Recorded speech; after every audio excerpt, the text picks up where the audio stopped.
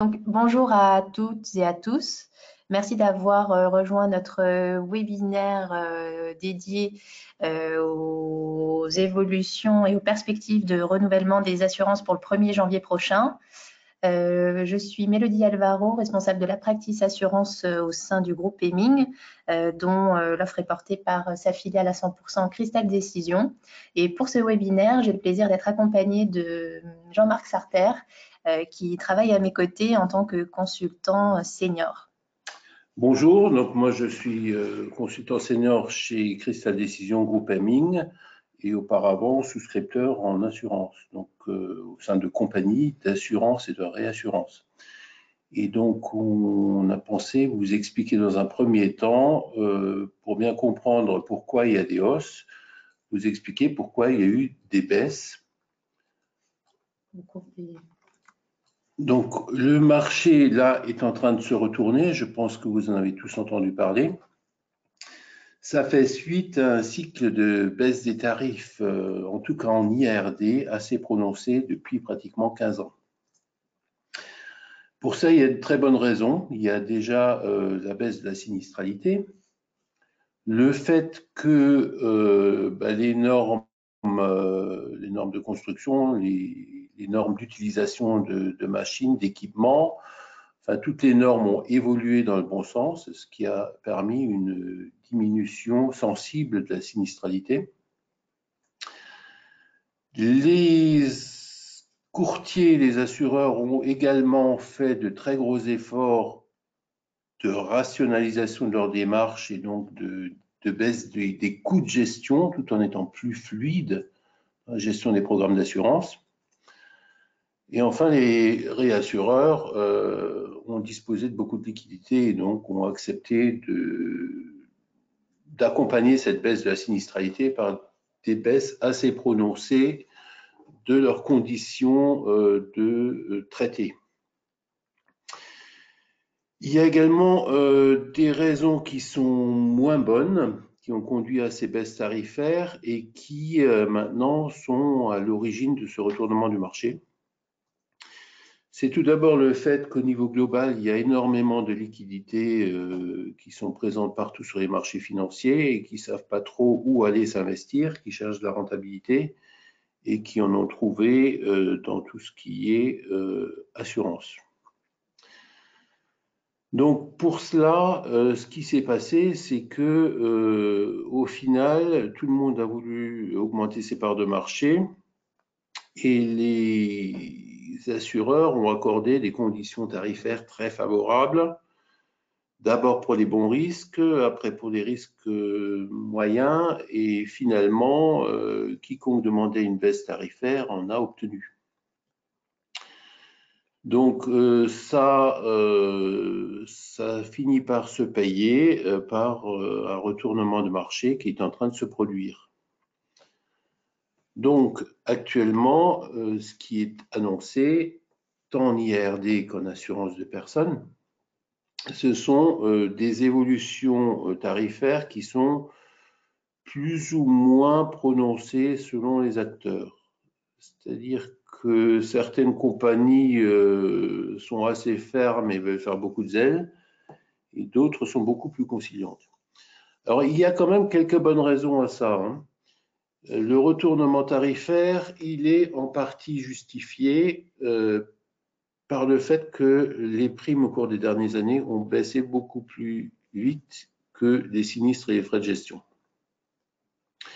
Ce qui met en difficulté un certain nombre d'intermédiaires. Or, nous, en tout cas, chez Hemming Cristal Décision, on considère que la qualité du service des courtiers est fondamentale. Donc, il ne faut surtout pas, en situation difficile, diminuer la qualité du service. Il y a également eu des événements catastrophiques dont vous avez tous entendu parler, qui sont des événements naturels, les cyclones, les typhons, les inondations, qui ont coûté pratiquement plus de 200 milliards de dollars. Bon, l'argent était disponible chez les réassureurs, donc ils ont pu faire face sans imposer des majorations tarifaires, mais cet argent, il a été dépensé, il n'est plus là. Donc, il est tout à fait légitime, en prévision des typhons à venir, de remettre quelques provisions. Et enfin, il y a eu un certain nombre de mauvaises surprises au niveau des contrats d'assurance, notamment pour tout ce qui est risque cyber, où les exclusions étaient, on va dire, mal évaluées. On n'en connaît pas réellement la portée et du coup, beaucoup de réassureurs ne savent pas vraiment dans quelle mesure ils peuvent être mis en cause, notamment sur tout ce qui est risque cyber. Donc, quand un assureur et un réassureur ne sait pas exactement ce qui court, eh bien, ils prennent des marges de sécurité. Ensuite, si vous suivez un peu Hemming, on publie un baromètre de l'absentéisme tous les ans et là, il est clair que l'absentéisme est en hausse, la consommation de soins médicaux aussi. Donc, ceci justifie du moins en partie les majorations tarifaires sur les assurances de personnes. Alors, si ce retournement peut se comprendre et est en partie justifié, il faut éviter d'aller dans les mêmes excès qu'il y a eu au moment des baisses tarifaires. Et donc, il y a de très mauvaises raisons par rapport à ces hausses qui sont annoncées. Le fait est que les assureurs, à un moment donné, dans leur quête de part de marché, ont ignoré tout simplement les règles de base de souscription et ont accordé des tarifs compétitifs à des clients qui, techniquement, ne le justifiaient pas. Donc, le plus facile, c'est de dire on va majorer tout le monde, ce qu'on appelle une majoration conjoncturelle, on va augmenter les primes de tout le monde, comme ça, on va reconstituer nos marges, et puis on sera tous gagnants, sauf les clients. Sauf que la pression concurrentielle reste quand même très forte et en fait, il n'est pas vraiment possible d'imposer uniformément, pas dans le contexte actuel, des majorations importantes. Donc, les assureurs et les réassureurs vont revenir aux bonnes pratiques qui consistent à sélectionner les risques en fonction de leur qualité. Donc, en effet, plus que jamais, les assureurs ont un regard plus important sur la qualité des risques et notamment donc la nature et la qualité des constructions qu'ils ont à assurer, les moyens qui sont investis par les assurés justement pour limiter les risques d'incendie, d'inondation, mais également tous les investissements en matière de prévention routière, puisque le risque routier est lui aussi en hausse pour le 1er janvier prochain.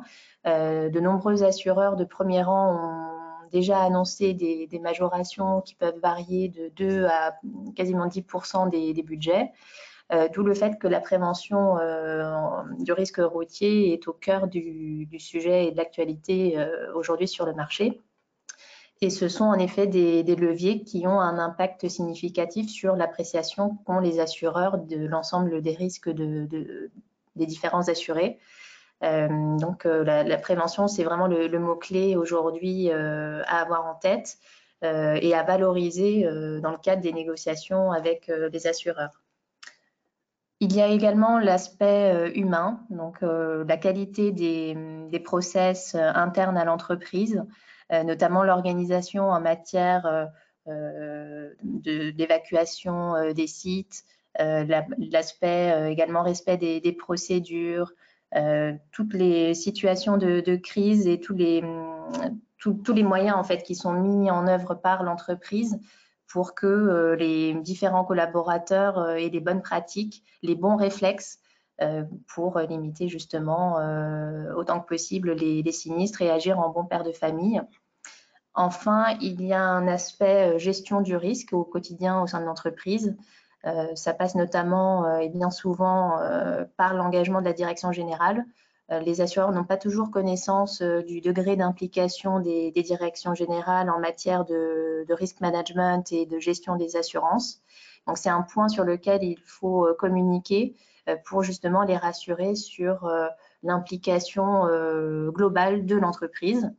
Leur apporter également de la visibilité sur les différentes procédures en place au sein de l'entreprise, notamment l'existence d'un plan de continuité d'activité, puisque cela aura vocation à diminuer de façon significative l'ampleur d'un sinistre. Donc, le fait de pouvoir dire à un assureur dommage qu'il existe un plan de ce type au sein de l'entreprise, ça permet d'obtenir des conditions plus optimisées que lorsqu'il n'en a pas connaissance par définition. Il y a également, donc, pour les entreprises du secteur industriel, à communiquer sur les plans de gestion de crise existants. Je pense notamment aux industriels, qu'ils soient équipementiers automobiles, de l'agroalimentaire, et qui sont exposés à des rappels de produits. Les assureurs en responsabilité auront tendance à s'intéresser à la qualité de la procédure gestion de crise et rappel des produits qui existent en interne, voir comment elle est structurée, comment elle est appliquée régulièrement dans le cadre du suivi de la qualité des produits et de la traçabilité. Donc, ce sont des paramètres également sur lesquels communiquer. Donc, ce qu'il faut garder à l'esprit et ce qui reste fondamental, c'est de donner autant que possible aux assureurs l'image la plus précise et la plus quantifiable de vos risques à un instant T et des perspectives d'amélioration que vous pourriez avoir sur l'année 2020. Donc, c'est autant que possible donner à l'assureur une vision réaliste et pragmatique, évidemment, de vos risques et de l'aider dans sa perception du risque tel qu'il le sera en 2020. Alors, il est vrai aujourd'hui que donc, les assureurs sont de nouveau à la recherche de risques rentables. Ils sont beaucoup plus prudents dans leur pratique de souscription. Alors, ce qu'on entend par risque rentable, c'est un risque qui est tarifé au juste prix. Et pour cela, l'assureur va s'appuyer sur un assessment bien précis. La tendance aujourd'hui est que les assureurs peuvent renoncer en effet à de très bons risques qui seraient sous-tarifés pour s'intéresser à des risques qu'ils n'auraient pas souscrits dans un contexte marché comme celui-ci, mais parce qu'ils ont une appréciation positive de l'évolution de ce risque sur les années qui viennent. Donc, c'est un positionnement qui a évolué, ce qui veut dire qu'aujourd'hui, les risques, même de qualité, peuvent être exposés à des majorations pour le 1er janvier prochain si les conditions tarifaires actuelles ne sont pas en corrélation avec la réalité du marché. En ce qui concerne également les périodes baissières que nous avons connues, comme le disait Jean-Marc tout à l'heure, au cours des 10 dernières années, il est vrai qu'on a noté un certain laxisme, entre guillemets, de la souscription des compagnies, ce qui fait qu'en effet, les assureurs voulaient augmenter leur part de marché et donc ont concédé des tarifs très compétitifs. Et avec le recul, aujourd'hui, la tendance s'inverse et voilà, il y a un vrai rééquilibre à trouver sur le marché. Mais pour réduire justement les majorations et voire les annuler, puisque c'est l'enjeu auquel vous êtes confrontés pour ce 1er janvier, c'est autant que possible de leur donner des arguments techniques pertinents pour qu'il y ait des effets de levier intéressants. Donc, ce qui veut dire très concrètement que les majorations en soi ne sont pas une fatalité. Il existe des moyens de les contrer. Et assez paradoxalement, la voie de l'appel d'offres assureur peut être un levier encore efficace, mais sous réserve d'apporter en amont un dossier technique qui soit clair, structuré et qui reprenne bien tous les leviers pertinents liés à la prévention, à la qualité de la prévention du risque au sein de l'entreprise, et qui reprennent tous les moyens déployés justement pour que le risque évolue positivement dans les prochaines années. Donc, si on arrive à constituer ce type de dossier technique, on est confiant en tant que consultant à pouvoir obtenir des conditions de renouvellement les plus sécurisantes et pérennes pour les entreprises.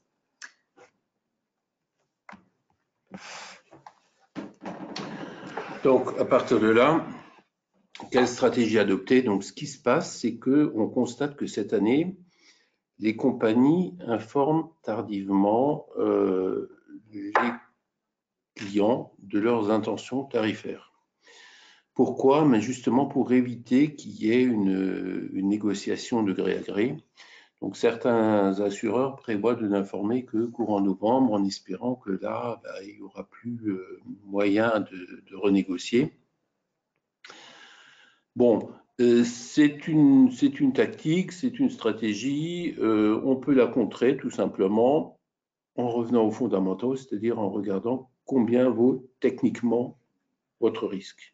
Et à partir de là, venir avec des éléments qui sont indiscutables et qui permettront aux souscripteurs de compagnie de bonne conscience d'accorder les conditions qu'il estime adéquates et avec les éléments techniques, il pourra se justifier. Donc, une étude précise à la fois du risque et des besoins du client est nécessaire pour obtenir quelque chose. Et le fait est que au sein d'entreprises, on va dire PME et entreprises de taille intermédiaire, ces ressources sont rarement disponibles en interne. Donc, ce qui se passe, c'est que, ce qu'on constate, parce qu'on est également très engagé dans le risk management, c'est qu'actuellement, il est préférable de faire un accompagnement par des gens indépendants qui font justement cette étude technique et apportent les réponses à montrer aux assureurs. Les courtiers font de leur mieux, mais ils sont actuellement engagés dans des négociations d'ordre tarifaire et n'ont très souvent pas les moyens de faire l'étude technique qui va supporter justement leurs négociations.